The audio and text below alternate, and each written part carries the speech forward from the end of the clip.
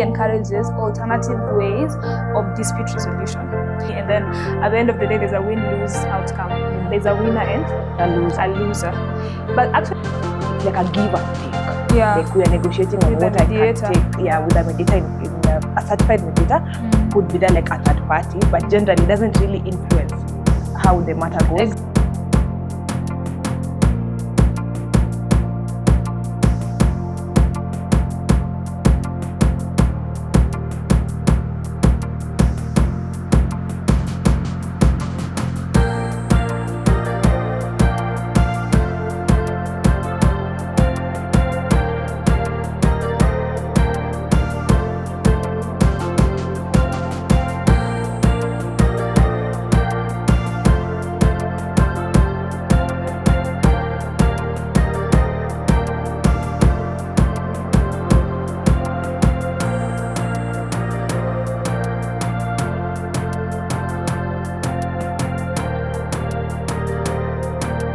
Hello and welcome to the Sisters-in-Law podcast. My name is Beverly Mokaya and I'm here with Aquila Mokaya. In this podcast, we discuss matters law. From talking about matters employment, to family law, to land matters, to general dispute resolution, we've got you covered. Remember to like, share, subscribe, and leave a comment down below on probably topics that you'd want us to talk about.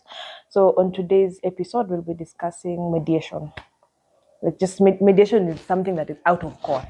Yeah. That's just the basic definition that I could give it. Yeah. So nowadays we have, and actually the Constitution, if you need any background information, usually encourages alternative ways of dispute resolution.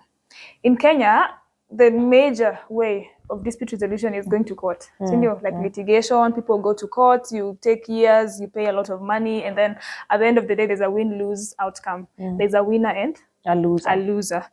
But actually in other countries, most countries overseas in the West actually, the alternative dispute resolution is litigation. So people consider mediation first and arbitration and things like that, conciliation. Yeah, so today that's what we want to talk about. So generally, as she said, mediation is trying to solve something before getting to court or like generally outside of court. Yeah, and nowadays actually the courts in Kenya, the justice system in Kenya advocates a lot for mediation.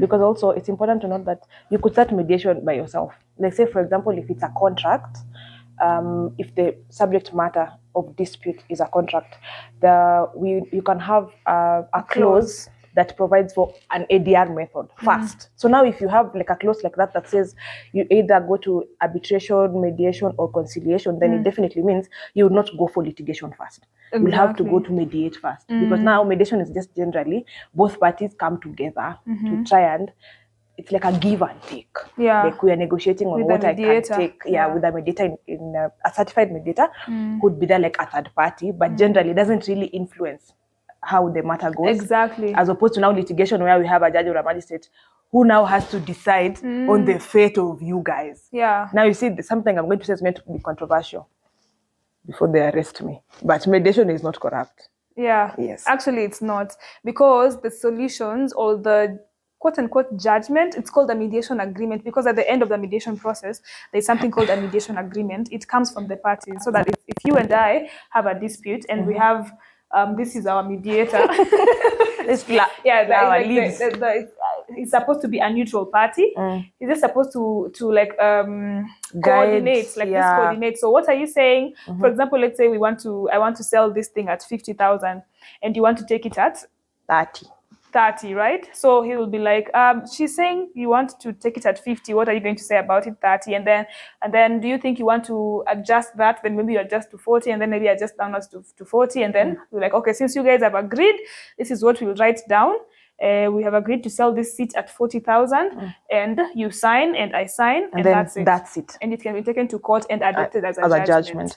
And then also there's the other one where now the court recommends court annexed mediation. Yeah. Where now there's a mediator who's attached to court. Yeah, like you take your matter to court first, but then the magistrate would recommend that you first go to a court annexed mediation session. So that now if it doesn't fly, then now you can come back to litigate, of course, to get a winner and a loser. Because other times, There are those who like hold on to their positions. I hold on to mine and you hold on to yours. Then let's now get a third party to decide for the both of us. So now mediation could go either ways, either organic, where both parties just agree that it's going to be better if we go through mediation. It's because now this video is going to talk about the advantages of mediation, not really over litigation, but the advantages that it has over litigation.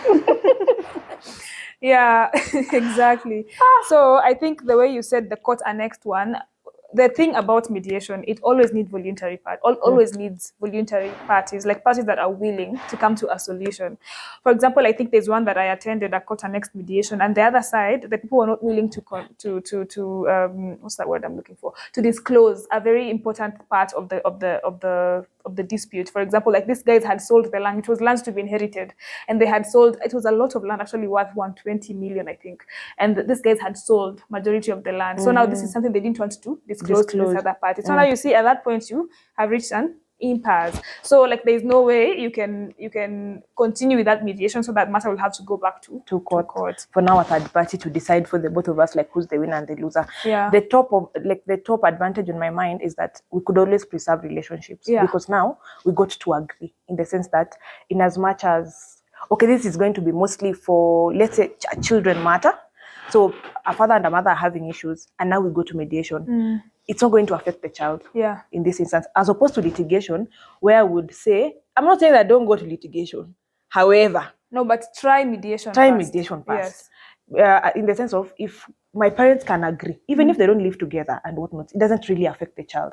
Because mostly you realize that now if you go to children, for children matters, the magistrate is quick to send you for mediation, as opposed to you coming to court, because it brings in the aspect of now the father and the mother are like having a fight. It's combative. Yes, exactly. Instead of now being sort of loving on the child, and the child having to understand that in as much as my parents are not together, they're not always fighting or something like that. Yes. So you'll find that mediation is mostly used in family matters to preserve relationships, as you said, not just where a child is concerned, but where inheritance is concerned.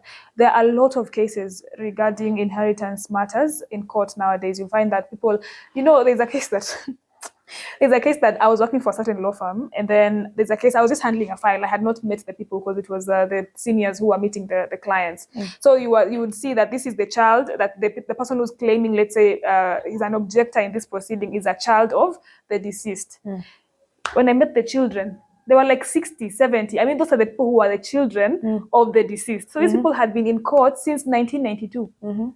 To date. And this is something that, if it's a family, you can just go and mediate. It will save you time, cost, and it will save the relationship. Because now these guys were saying, they were, we helped you guys when you were young. How come you're like this? Why are you treating us like this? And yet this is something that if it had succeeded in mediation, people would just share out the property, and the property was actually worth billions, by the way. So they would just share out the property, and after that, it would be a win-win situation, and the relationship would have been preserved. So number one, it preserves relationships. Number two, it saves time. A lot of it. Do you know how long matters take in court? Oh my God! Like right now, people are being given mention dates of December. This next year, December. Like you can't even afford. Hey. I mean, and the judge will tell you, or the magistrate will tell you, the next date that is available. My diary is full, Wakili. Because now I can't do nothing about it. There are so many other people like you who want to litigate. Also want that date. Yes. There are a lot of matters. And you court. See, even if it's like priority basis, we're now looking at, if a magistrate is conducting court, she would want to know hii matter ilikuwa ya which year. Kama ni matter ya 2017, where am I giving it December, na yako ya 2022, you want me to give it July. You see? So now it saves so much time, because in mediation, there's really not such a queue per se. Yes. Yeah, it saves you on time. And of course, the next point is it saves you on money. Because now, for us, court attendance, that's money for us. Yes. Like I have attended court on 12th of June. Even if it's a mention, you'll pay me court attendance. If I take it again on 13th of June, even if the court didn't see it, you will still pay me my court attendance. And I'm not saying that litigation is it should be the last resort, honestly, unless like you have explored every other thing, mediation. And when you come to our offices, of course, to lawyers nowadays, they will advise you to go for mediation first, or to do, actually for us, we're even certified professional mediators. So we would mediate you first before you can take your matter to court. Because also on the initial point of it saving time, do you know, like a mediator could block a whole day to just listen to you guys until you guys solve the issue. Which magistrate will block a whole day?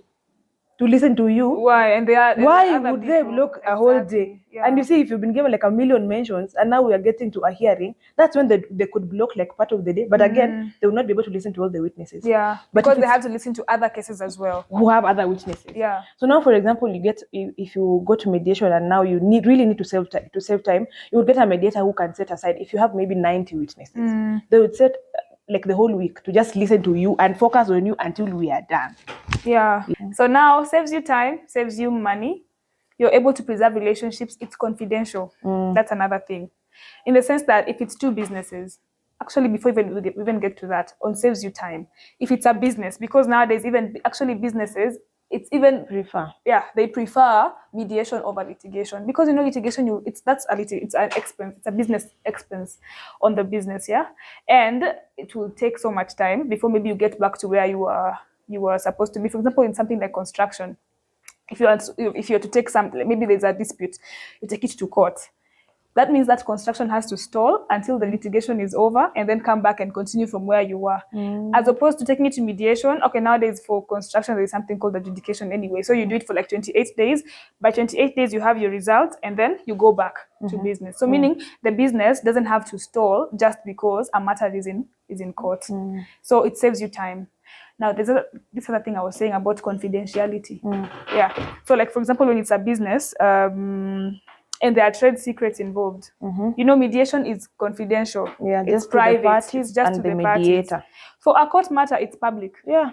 Even the media is allowed. And you can get it on Kenya law. We can get it reported once there's on a Kenya judgment. law. Yes. Exactly. Once there's a judgment. Unless maybe it's a sexual offense. Because it's only sexual offense whereby the court will want to protect the victims. Yeah. So they won't allow the media to come in or something like, or other parties who are not party to the suit to come in.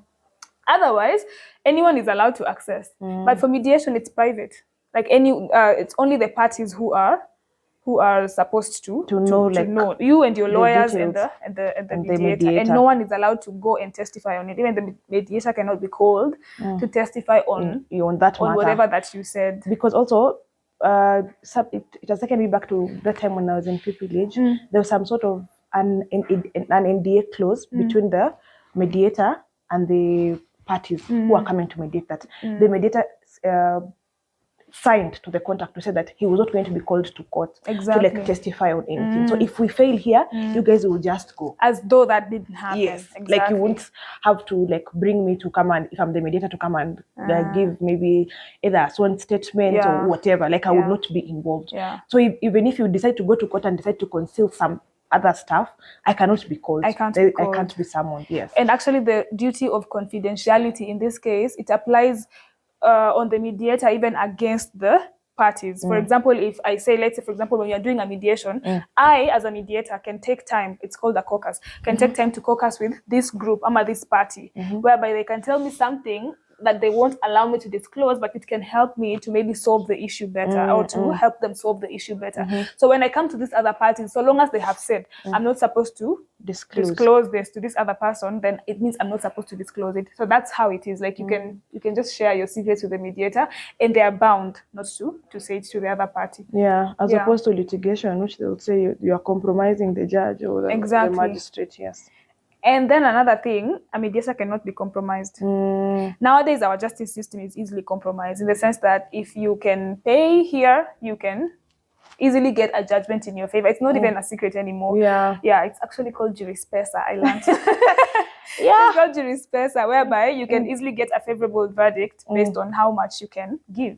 But you can't pay the mediator enough to give a judgment because they are not giving they can't give a judgment. It's a mediation agreement between party A and party B. Yes. And even if the matter didn't start in court and there's a mediation agreement, you can still put a separate application in court to, let's say, enforce it as a judgment. So now it will be entered as a judgment, but it's just something that the both of you have already agreed. So it's by consent, in the sense that if we are here for mediation, for example, and you said you're going to pay for this seat 45k, and I said no, I can't take 45k, then it therefore means that we are not going to sign it, so it cannot be adopted as an agreement. Yeah. Because now the basic of the mediation is that there must be an agreement, there must be a consensus between the two parties so that we sign, and that can, if it was a court annexed mediation, it can be adopted in court as judgment. Yes. Exactly. So maybe the times where you would not be advised to go with mediation is where, for example, you have to preserve the subject matter of the suit. For example, I want to sell land. I want to sell this land tomorrow. You can't run to mediation. Yeah, because you cannot get any injunction. Exactly. To prevent the other party from selling or whatnot. Yeah, and the mediator is not a judge, remember? Yeah, so they can't do anything really. Exactly. Like as a mediator, there's nothing you have really no powers other than coordination. Until it goes to court. Yes. Until the agreement goes to court, you can't do anything. So if it's something that you want to preserve or something, then you have to rush to court. Yeah. That's now the biggest advantage. First, yeah. Then now come back to mediation. Yes. So long as that the orders are in place to, let's say, bar me them from selling the land. Now we can come and discuss. Like that. Yes, you can come and discuss how much you're going to give me or something, Yeah. So mediation is really straightforward. It's just its advantages over litigation are: number one, saves you costs. That saves you money, saves you time, gives you a fair outcome. Yeah, it preserves relationship. Actually, there's a win-win outcome because the solution is coming from both parties and not there has to be a winner. With court there has to be a winner because the court will declare the winner. So now the loser will pay costs. And the loser will pay costs. By the mediation, there is no cost. Both parties pay the mediator, and the mediator performs the mediation or does the mediation, and that's it. And then you guys can go back to being buddies. Yeah. Even if you didn't agree, I really hope it has helped though. Yeah. It's not always I will take you to court, because actually nowadays when you come to a lawyer, when you go to a lawyer, they will advise you first of all try negotiations, because negotiations is, let's say, my lawyer and your lawyer. Now me and you represent person X, I represent person Y. So we come to the table, we discuss, negotiate, come up with an agreement. That's it. Number two, go for mediation. You and your lawyers, her and her lawyers. And there's a neutral party. Yeah, who's a mediator, and then they come up with an agreement and they enforce it in court or not. Yeah. Also, there's something I had forgotten to speak about. Do the parties agree on the mediator? No. They don't have to. So who now chooses the mediator? For court annexed, the court will choose your mediator, because now that's why we are certified professional mediators. There's a list of mediators whereby when there's a matter in court, and nowadays actually most matters are actually screened for whether they should go for mediation first before litigation, before hearings commence. So the court will randomly allocate you a mediator. But if you don't want, you can always go back to court and say, I don't want that mediator, we want someone else. I feel like she's not impartial. I want another mediator. Then they'll give you another mediator. But now if it's privately, for example, of course, both of you will just go. You can go to a lawyer or go to a mediator and then ask them to be your mediator. Just like that. Yeah. Okay. So for arbitration, and arbitration is different, although nowadays people are also moving away from arbitration. Arbitration is whereby you also get a third party, but now their judgment is, they give a judgment as like a judge. They just give a judgment. It's just that it takes a shorter time and it's also more costly. Yeah, it's very expensive. Yeah, it's very expensive. But of course, some people in business prefer going for arbitration first before going to court. Because again, it will take a shorter time. But then nowadays, arbitration is also marred with a lot of time and delays. But anyway, it's okay. This video is for mediation. This was for mediation, yeah. Yes. So we're done with the discussion today, and I hope you have learned a lot about mediation. Please go for mediations first before going to court. Maybe change the mentality about it so that we can solve issues faster, get out of court, and get you your results quickly.